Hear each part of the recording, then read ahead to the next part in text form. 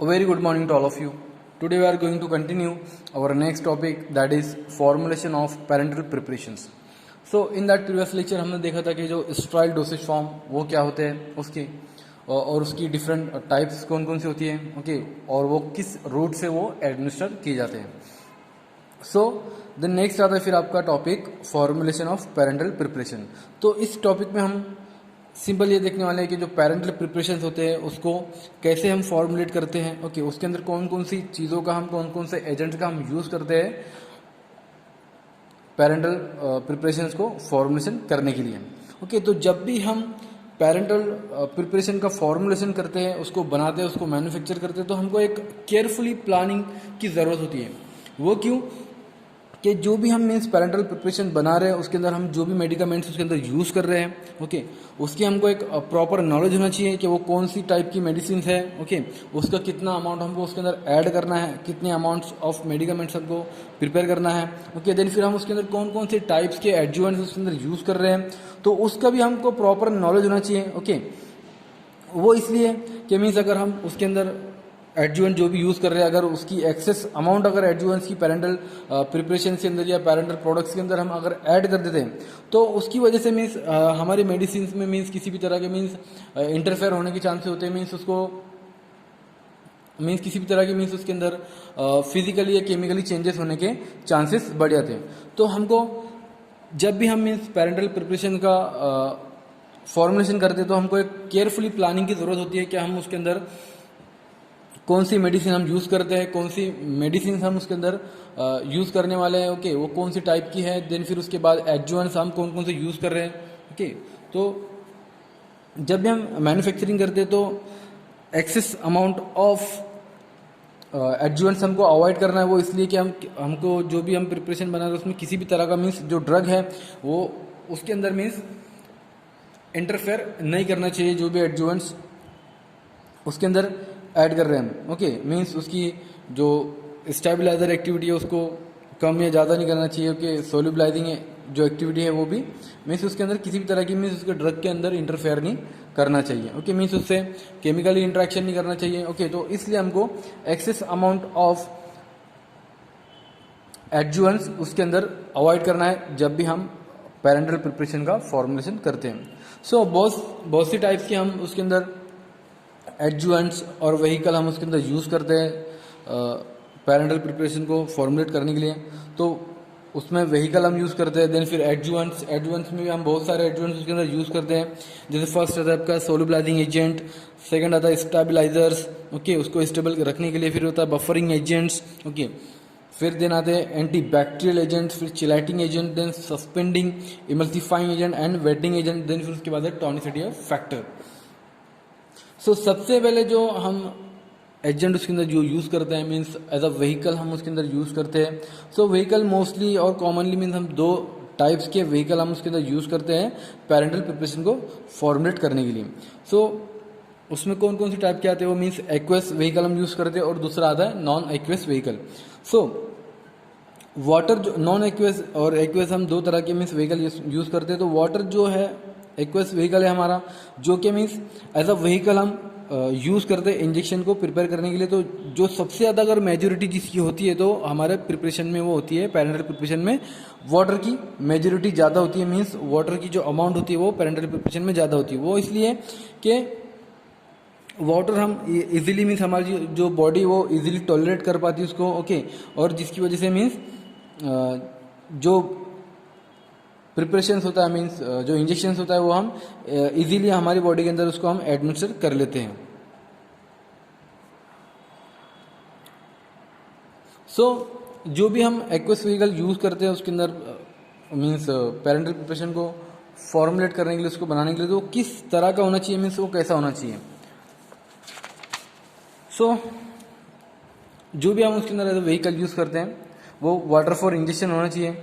ऐसा वाटर होना चाहिए जो इंजेक्शन के लिए वो सिर्फ water for injection is free from carbon dioxide okay. तो जो भी वाटर हम इंजेक्शन के यूज़ कर रहे हैं वो कार्बन डाइऑक्साइड से मीन्स फ्री फ्रॉम होना चाहिए ओके. और किसी भी तरह की मीन्स इम्प्योरिटीज उसके अंदर नहीं होना चाहिए. Water for injection is free from dissolve air means जो भी हम इंजेक्शन के लिए वाटर यूज़ कर रहे हैं वो मीन्स उसके अंदर किसी भी तरह की एयर नहीं होना चाहिए, मीन्स उसके अंदर एयर बबल नहीं होना चाहिए, ओके। डिजॉल्व एयर मीन्स उससे वो फ्री होना चाहिए। Water injection is sterile water, और जो भी हम वाटर यूज करें तो वो स्टेराइल वाटर होना चाहिए, okay, which is free from volatile non volatile impurities and also from pyrogens. तो जो भी हम sterile water for means injection को प्रिपेयर करने के लिए यूज कर रहे तो वो कैसा होना चाहिए, मीन्स वो स्टेराइल होना चाहिए, और उसके अंदर किसी भी तरह की मीन्स वोलेटाइल और नॉन वोलेटाइल इम्प्योरिटीज या फिर इम्प्योरिटीज नहीं होना चाहिए, और वो पायरोजन से फ्री फ्रॉम होना चाहिए, ओके। सो वो इसलिए मीन्स फ्री फ्रॉम होना चाहिए पायरोजन से कि जो पायरोजन है वो बाय प्रोडक्ट है बैक्टीरियल मेटाबॉलिज्म का। जब बैक्टीरिया के अंदर मेटाबॉलिज्म तो वो पायरोजन को रिलीज करते हैं, ओके। तो पायरोजन ये क्या है, मीन्स पॉलीसेकेराइड और थर्मोस्टेबल मीन्स थर्मोस्टेबल होता है, ओके, जो कि मीन्स वाटर में इजीली सॉल्युबल होता है, जिसकी वजह से means unaffected by bactericide can pass through bacteria proof filter. So जो भी इंजेक्शन के लिए हम वाटर यूज कर रहे हैं वो फ्री फ्रॉम पायरोजन होना चाहिए, okay. Pyrogen can be remove from water by simple distillation process using as an efficient trap which prevent the pyrogen to enter into the condenser. So pyrogen को हम means किस तरह से उसको free करते हैं, मीन्स स्टेरिलिटी के through, हम स्टेरिलाइजेशन प्रोसेस के थ्रू हम यूज़ करते हैं, फिर उसके बाद सिंपल डिस्टिलेशन प्रोसेस के थ्रू हम उसको वाटर से उसको रिमूव करते हैं पायरोजन्स को, okay. Immediately after the preparation of water for injection it is filled into the final container sealed and sterilized by autoclaving. So जैसे ही हमने इंजेक्शन का प्रिपरेशन किया तो उसको हमको इमीडिएटली मीन्स उसको उसके कंटेनर के अंदर फिल करके उसको एक स्टेरिलाइज कंडीशन के अंदर उसको ऑटो प्ले करके उसको मीन्स उसको सील करना होता है, okay. Water for injection is contaminated by pyrogens may be cause rise body temperature is affected if injected. Hence test of pyrogen is done to ensure that for water for injection is free from pyrogen. तो जो भी means अगर हम water use कर injection के लिए वो means contamination अगर कंटामिनेटेड है तो उसको उसकी वजह से क्या होता है कि उसके अंदर अगर पायरोजन प्रेजेंट है तो वो मीन्स किसी की बॉडी के अंदर अगर जा रहा है तो वो डायरेक्टली उसके बॉडी टेम्परेचर को इंक्रीज कर देता है, ओके। अगर उसके अंदर अगर हमने उसको डायरेक्टली किसी पेशेंट्स को इंजेक्ट किए तो ऐसे इंजेक्शन को जो कि कंटामिनेटेड है, तो इसलिए मीन्स जो भी मीन्स इंजेक्शन होते हैं या फिर वाटर फॉर इंजेक्शन हम यूज़ करते हैं तो वो मीन्स एक उसकी मीन्स टेस्ट से मीन्स वो पास होना चाहिए पायरोजन टेस्ट से, ओके, कि जो भी हमारा इंजेक्शन जो वाटर फॉर इंजेक्शन है वो फ्री फ्रॉम पायरोजन है। देन फिर नेक्स्ट जो हम यूज़ करते हैं उसके अंदर एज अ व्हीकल वो होता है नॉन एक्वेस व्हीकल। तो जो नॉन एक्वेस व्हीकल हम उसके अंदर यूज़ करते हैं वो कॉमनली मीन्स ऑयल्स और अल्कोहल होते हैं, जिसके अंदर फिक्स्ड ऑयल जैसे कि arachis oil, cotton seed oil, almond oil, sesame oil, ये सब एज अ हम non aqueous as a vehicle हम यूज़ करते हैं अब प्रिपरेशंस को मीन्स इंजेक्शंस को प्रिपेयर करने के लिए। देन नेक्स्ट आता है फिर आपके एडजुवेंट्स। सो बहुत सी तरह के एडजुवेंट्स हम उसके अंदर यूज़ करते हैं उसको वाटर मीन्स इंजेक्शंस को बनाने के लिए। तो एडजुवेंट्स मीन्स ऐसे सब्सटेंस होते हैं जो कि हम इंक्रीज करते हैं मीन्स हमारे जो प्रोडक्ट होता है इंजेक्शन की मीन्स उसकी स्टेबिलिटी को और उसकी क्वालिटी को इंक्रीज करने के लिए, उसको बढ़ाने के लिए, okay. This adjuvant should be used only when it absolutely necessary to use them. और ये एडजुवेंट्स हमने तभी यूज करना चाहिए जबकि उसकी हमको ज़रूरत है ऐड करने की, ओके। देन नेक्स्ट आता है फिर हम कौन कौन से हम parental injection means parental preparations को हम बनाने के लिए कौन कौन से टाइप्स के हम एडजुवेंट्स यूज़ करते हैं। सो पहला आता है आपका सोल्युबलाइजिंग एजेंट। सो सोल्युबलाइजिंग एजेंट मीन्स हम इसको इसलिए यूज़ करते हैं कि मीन्स जो भी हमारा जो मेडिकामेंट्स होती है, ओके, तो वो वाटर में मीन्स इजीली मीन्स सॉल्यूबल हो जाए, मीन्स उसकी सॉल्युबिलिटी को इंक्रीज करने के लिए हम सोल्युबलाइजिंग एजेंट यूज़ करते हैं। क्योंकि बहुत सारे जो ड्रग्स होते हैं वो वाटर में मीन्स स्लाइटली सॉल्युबल होते हैं, तो उसकी मीन्स सॉल्युबिलिटी को इंक्रीज करने के लिए हम सोल्युबलाइजिंग एजेंट का यूज़ करते हैं। तो वो मीन्स ट्विन्स होते हैं आपके पॉलीसॉर्बेट्स और को सॉल्वेंट हम यूज़ करते हैं as a solubilizing agent. Then next होता है फिर स्टेबलाइजर। तो बहुत सी तरह के हम उसके अंदर स्टेबलाइजर यूज़ करते हैं, जैसे कि थाईयूरिया, ascorbic acid, sodium मेटासल्फाइड, metabisulphide. Okay, तो ये सब हम एज अ स्टेबलाइजर यूज़ करते हैं। वो इसलिए कि मीन्स जो भी मीन्स ड्रग अगर सॉल्यूशन के फॉर्म में होता है तो वो मोर लेबल होता है। ओके, जिसके अंदर मीन्स ऑक्सीडेशन और हाइड्रोलिसिस मीन्स के चांसेस बढ़ जाते हैं। सो इसको प्रिवेंट करने के लिए, इसको अवॉइड करने के लिए हम बहुत से टाइप्स के मीन्स स्टेबलाइजर यूज़ करते हैं। हमारे जो प्रोडक्ट जो है, जो भी प्रिपरेशन है मीन्स इंजेक्शन है, उसको मीन्स ऑक्सीडेशन और हाइड्रोलिसिस से मीन्स उसको प्रिवेंट करने के लिए, उसको बचाने के लिए। ओके, देन फिर नेक्स्ट आता है फिर आपका buffering agent. The degradation of the preparation which is due to the change in the pH can be prevented by adding a suitable buffer to maintain the desired pH. Okay, so बहुत सारे buffering agent जो citric acid होता है, फिर उसके बाद sodium citrate with acetic acid और sodium acetate. तो ये इसलिए यूज़ करते हैं हम कि जो भी हमारा प्रोडक्ट है मीन जो भी हमारा इंजेक्शन है उसका मीन्स जो पीएच है वो मेंटेन हो सके। मीन्स बफरिंग एजेंट उसको मीन्स प्रिपरेशंस के पीएच को मेंटेन करके रखता है। मीन्स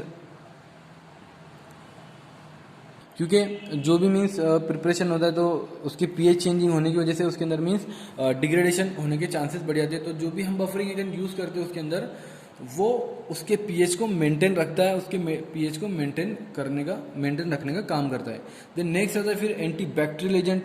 तो substance are added in adequate quantity to prevent the growth of micro organism during storage. So this substance acts as a preservative. Antibacterial agents are added in single dose container where parental products are sterilized by filtration method and multiple dose container and prevented to the microbial contamination। तो antibacterial agent का भी हमको use करना होता है। Okay, वो इसलिए कि मीन्स ये जो सॉल्यूशन फॉर्म में जो इंजेक्शन होता था उसके अंदर मीन्स माइक्रोबियल ग्रोथ के चांसेस बढ़ जाते हैं। तो उसके अंदर हम बहुत सारे प्रिजर्वेटिव ऐड करते हैं कि उसमें किसी भी तरह का मीन्स माइक्रोबियल ग्रोथ ना हो पाए। ओके, उसकी स्टोरेज कंडीशन के टाइम पे। ओके, तो हम एज अ एंटीबैक्टीरियल एजेंट हम प्रिजर्वेटिव अल्कोहल वगैरह का हम यूज़ कर सकते हैं। ओके, उसको माइक्रोबियल ग्रोथ से उसको प्रिवेंट करने के लिए, उसको बचाने के लिए। देन नेक्स्ट आता है फिर आपका chelating agent. So in that chelating agent जैसे कि हम EDTMs के यूज़ करते हैं, ethylene diamond tetra acetic acid और सॉल्ट, सोडियम और पोटेशियम सॉल्ट और सिट्रिक एसिड। ओके, ये सब हम फॉर्मुलेशन के अंदर ऐड करते हैं कि जो भी मीन्स वो फॉर्मुलेशन में to chelate the metallic ions present in the formulation के, जो मेटालिक आयंस उसको चिलेट कर सके। ओके, जो कि फॉर्मुलेशन में प्रेजेंट होते हैं। ओके, और ये क्या होते हैं मीन्स ये एक कॉम्प्लेक्स फॉर्म करते हैं जिसकी वजह से मीन्स वो इजीली सॉल्वेंट के अंदर डिसॉल्व हो जाते हैं। देन आता है फिर next suspending agent, emulsifying and wetting agent. Suspending agent हम एज इसलिए यूज़ करते हैं हमारे पैरेंटल प्रिपरेशन के अंदर कि वो उसकी विस्कोसिटी को मीन्स इंक्रीज करते हैं कि जो भी मीन्स हमारे प्रिपरेशन की विस्कोसिटी को इंक्रीज कर सके। मीन्स जो भी सस्पेंडेड पार्टिकल उसके अंदर सस्पेंडेड है वो लॉन्ग टाइम तक के मीन्स वो सस्पेंडेड रहे उसके अंदर भी, मीन्स वो सेडिमेंट ना हो पाए, मीन्स वो नीचे सेटल डाउन ना हो। ओके, तो इसलिए हम सस्पेंडिंग एजेंट का हम उसके अंदर यूज़ करते हैं। देन फिर कौन कौन से हम सस्पेंडिंग एजेंट यूज़ करते हैं तो उसके अंदर methyl cellulose, carboxyl cellulose, gelatin, acacia. Okay, ये सब है हम सस्पेंडिंग एजेंट कॉमनली यूज़ करते हैं पैरेंटल प्रिपरेशन के अंदर। देन फिर नेक्स्ट होता है वेटिंग एजेंट। तो वेटिंग एजेंट इसलिए यूज़ करते हैं हम कि जो इंटरफेशियल टेंशन होता है मीन सॉलिड पार्टिकल्स का और लिक्विड्स का। ओके, तो उन दोनों के बीच का जो इंटरफेशियल होता है, ओके, उसको रिड्यूस करने के लिए, उसको कम करने के लिए हम as a wetting agent use करते हैं। सो जिसकी वजह से मीन्स हमारे फॉर्मेशन में और जो भी प्रिपरेशन है उसके अंदर किसी भी तरह के मीन्स लम्स नहीं बन पाए, मीन्स गांठ नहीं बन पाए। ओके, तो इसलिए हम उसके अंदर एज अ वेटिंग एजेंट का यूज़ करते हैं। देन फिर नेक्स्ट आता है टॉनिसिटी फैक्टर। तो जब भी हम पेरेंटल प्रिपरेशन के यूज़ करते हैं, मीन्स पेरेंटल प्रिपरेशन जो होता है हमारा वो आइसोटोनिक होना चाहिए। मीन्स जो हमारा ब्लड प्लाज्मा होता है और जो भी अदर बॉडी फ्लूइड्स होते हैं वो उनसे मीन्स आइसोटोनिक होना चाहिए। मीन्स पेरेंटल प्रिपरेशन का मीन्स जो कंटेंट्स होता है, मीन्स उसके अंदर जो भी मीन्स कॉन्सेंट्रेशन होता है साल्ट्स का कि वो सिमिलर होना चाहिए हमारे बॉडी फ्लूइड्स के, मीन्स हमें जो बॉडी के जो नेचुरल फ्लूइड्स हैं जैसे कि ब्लड प्लाज्मा और अदर बॉडी फ्लूइड जो है, ओके, वो उससे मीन्स उसका सिमिलर होना चाहिए उसका सॉल्ट कॉन्सेंट्रेशन, ओके। सो उसको मीन्स, और अगर कम ज़्यादा भी है, ओके, ज़्यादा है तो उसको मीन्स एडजस्ट करने के लिए किसी भी मीन्स पैरेंटल प्रिपरेशन की या सॉल्यूशन की आइसोटोनिसिटी को एडजस्ट करने के लिए हम sodium chloride, dextrose, boric acid, ये सब हम यूज़ करते हैं कि वो एक सुइटेबल आइसोटोनिक इंजेक्शन बन सके, ओके, कि जो हमारे मीन्स हमारी बॉडी के लिए कंपेटेबल हो, हमारे लिए वो कंपेटेबल हो। तो ये थे simply means formulating agents of parental preparation, means कौन कौन से हम एजेंट यूज़ करते हैं पैरेंटल प्रिपरेशन को प्रिपेयर करने के लिए। द नेक्स्ट टॉपिक आता है फिर आपका यूनिट ऑफ कॉन्सेंट्रेशन। सो आप देखते होंगे कि जो भी मीन्स जो पैरेंटल प्रिपरेशन होते हैं, मीन्स इंजेक्शन होते हैं, वो बहुत से मीन्स यूनिट के अंदर मीन्स जो उसका वॉल्यूम होता है वो अलग अलग यूनिट के अंदर दिए होते हैं। जैसे कि the concentration of ingredient in parenteral products may be expressed in a number of different veg.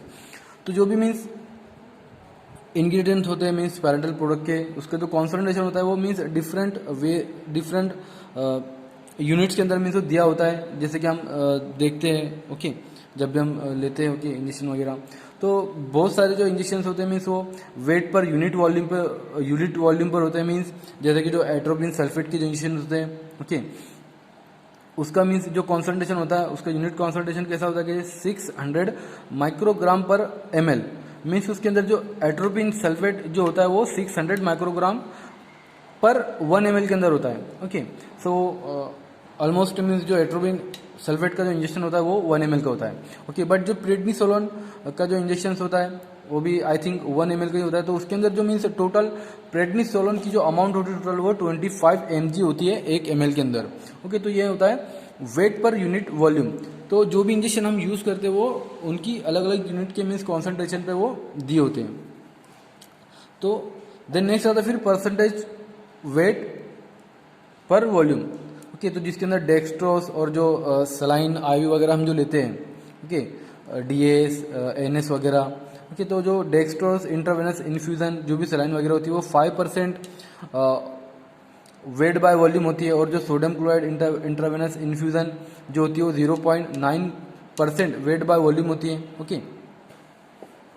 Then next होता है फिर मिलीमोल्स पर यूनिट वॉल्यूम, जिसके अंदर sodium bicarbonate intravenous infusion 150 millimoles each of potassium chloride solution strong 2 millimoles each of potassium and chloride पर ml। तो millimoles per unit पर भी means बहुत सारे इंजेक्शंस अवेलेबल होते हैं, ओके। तो ये सिंपल यूनिट ऑफ कॉन्सेंट्रेशन था पैरेंटल प्रिपरेशंस का। देन नेक्स्ट आता फिर containers and closure used for parenteral products. So parenteral preparations को और पैरेंटल प्रोडक्ट्स को बनाने के लिए, ओके, बहुत सारे मीन्स हम मीन्स उसको स्टोर करके रखने के लिए बहुत सारे हम कंटेनर्स का यूज़ करते हैं, ओके। जैसे कि जो ग्लास मटेरियल से बने होते हैं, जो कि फिर इधर वो प्लास्टिक मटेरियल से बने होते हैं। सो फार्माकोपी हमको मीन्स एक स्टैंडर्ड उसकी कंडीशन और उसका क्राइटेरिया हमको प्रोवाइड करता है कि जो भी हम क्लोजर या फिर कंटेनर हम यूज़ कर रहे हैं पैरेंटल प्रिपरेशन को बनाने के लिए, ओके, तो वो कैसे होना चाहिए, ओके। तो it should not yield foreign substance to the product. तो वो ऐसा होना चाहिए कि मीन्स उसके अंदर से मीन्स उसके अंदर किसी भी तरह का मीन्स फॉरेन सब्सटेंस नहीं होना चाहिए, या फिर उसके अंदर से किसी भी तरह का फॉरेन जो सब्सटेंस हमारे प्रोडक्ट के अंदर इंटर नहीं होना चाहिए। It should be sufficient transparent to allow visual inspection of the content it in. तो वो ऐसा होना चाहिए कि मीन्स वो जो भी हम कंटेनर यूज़ कर रहे हैं वो ट्रांसपेरेंट होना चाहिए, और मीन्स हम उसको विजुअल इसको इंस्पेक्ट कर सकें, ओके, कि उसके अंदर कौन से कंटेंट्स हैं, ओके। मीन्स जो कंटेंट है उसके अंदर मीन्स जो अमाउंट है वो लार्ज तो नहीं है, मीन्स उसकी पार्टिकल साइज वो हम उसको विजुअली उसको इंस्पेक्शन उसको कर सके, उसका डिटेक्शन हम कर सके, okay. It should not have any adverse effect on the product, it should B prevent diffusion in the across the wall. और ऐसा कंटेनर होना चाहिए कि मीन्स उसका मीन्स किसी भी तरह का मीन्स साइड इफेक्ट नहीं होना चाहिए हमारे प्रोडक्ट पे, ओके। और उसने डिफ्यूजन को मीन्स प्रिवेंट करना चाहिए, मीन्स उसकी जो वॉल्स होती कंटेनर की उसके मीन्स हमारा जो प्रोडक्ट है वो ख़राब नहीं होना चाहिए, ओके। तो ये हमको फार्माकोपिया मीन्स एक स्टैंडर्ड कंडीशन और उसकी क्वालिटी हमको बताती है कि हमारा जो कंडीशन है वो मीन्स कंटेनर वो कैसे होना चाहिए। देन जो भी हम उसके अंदर जो कंटेनर हम यूज़ करते हैं वो डिफरेंट टाइप्स के होते हैं, जो कि ग्लास से बने होते हैं, कि प्लास्टिक वगैरह से बने होते हैं। सो 3 टाइप के मेनली ग्लास होते हैं वहाँ पे, type 1 glass, type 2 glass, type 3 glass. तो टाइप 1 ग्लास जिसको हम बोरोसिलिकेट ग्लास भी जिसको बोलते हैं, जो कि न्यूट्रल ग्लास होता है, ओके। और इसका मीन्स एक हाई हाइड्रोलिक रेजिस्टेंस होता है इसका, ओके, जिसके वजह से मीन्स इसका chemical composition means chemical decomposition की वजह से मीन्स हमको एक हाई हाइड्रोलिक रेजिस्टेंस हमको प्रोवाइड करा। It can be with stand autoclaving and withering. तो ये means autoclaving and weathering. So means जो भी मीन्स हमारा जो टेम्परेचर होता है बाहर का मीन्स वेदर का, ओके, जो भी हमारा एटमोस्फेरिक कंडीशन होती है मीन्स इस पर किसी भी तरह का मीन्स असर नहीं होता है, ओके। मीन्स ये ऑटोक्लेव होता है। देन नेक्स्ट आता है फिर टाइप सेकंड ग्लास। तो टाइप सेकंड ग्लास जिसको हम बोलते हैं soda lime silicate glass, okay. ये मीन्स हाई हाइड्रोलिक रेजिस्टेंस होता है, ओके, जिसकी as a result of treatment with moist sulphur dioxide at high temperature. The container made from these glass are suitable for most acidic and neutral aqueous preparation। तो ये जो type second glass जो होता है, okay, इसके high hydraulic resistance की वजह से, ओके, ये हाई टेम्परेचर को जो सल्फर का जो डाइऑक्साइड का हाई टेम्परेचर होता है, ओके, तो ये कंटेनर जो होते हैं ये सूटेबल होते हैं एसिडिक और न्यूट्रल एक्वस प्रिपरेशंस के लिए, soda lime silicate glass. Then next आता है फिर टाइप थर्ड ग्लास। तो टाइप थर्ड जो होते हैं means soda lime silicate glass, okay. ये means only moderate hydrolytic resistance होते हैं, मीन्स ये हाई हाइड्रोलाइटिक नहीं होते, ये मॉडरेट हाइड्रोलाइटिक रेजिस्टेंस होते हैं। The containers made from the glass are generally suitable for non aqueous preparation in powders for reconstitution immediately period the administration. तो ये जो मीन्स टाइप थर्ड ग्लास जो होते हैं ये ऐसे ग्लास से बने होते हैं जो कि नॉन एक्वस प्रिपरेशन और जो पाउडर्स होते हैं, ओके, सिर्फ उनके लिए सूटेबल होते हैं। Then type second and type third जो ग्लास होते हैं ये सिर्फ एक ही बार में हम यूज़ करते हैं, सिंगल इसका यूज़ होता है। The container for women and blood components not much. So ऐसे कंटेनर जो कि हम ह्यूमन ब्लड और ब्लड कंपोनेंट्स को के लिए यूज़ करते हैं उसको हम रीयूज़ नहीं कर सकते हैं, okay. Then plastic are synthetic polymers such as polyethylene, polyvinyl chlorides and polypropylene which are use to make container for injectable. So जो भी प्लास्टिक मटेरियल्स होते हैं जैसे ये synthetic polymers, polyethylene, polyvinyl chloride, PVC हम जिसको बोलते हैं, और पॉलीप्रोपिलीन, ये सब हम मटेरियल जो है ये हम जो इंडस्ट्रियबल्स जो होते हैं उसके मीन्स कंटेनर को प्रिपेयर करने के लिए या फिर उसके मटेरियल को हम बनाने के लिए हम यूज़ करते हैं। सो जो भी मीन्स जो स्टैंडर्ड प्लास्टिक कंटेनर्स जो होते हैं पैरेंटल प्रोडक्ट को बनाने के लिए मीन्स उसको स्टोर करके रखने के लिए, ओके, वो मीन्स आईपी में दिए होते हैं, ओके, दिए हुए मीन्स कौन कौन से हमको प्लास्टिक कंटेनर यूज़ करना है, ओके।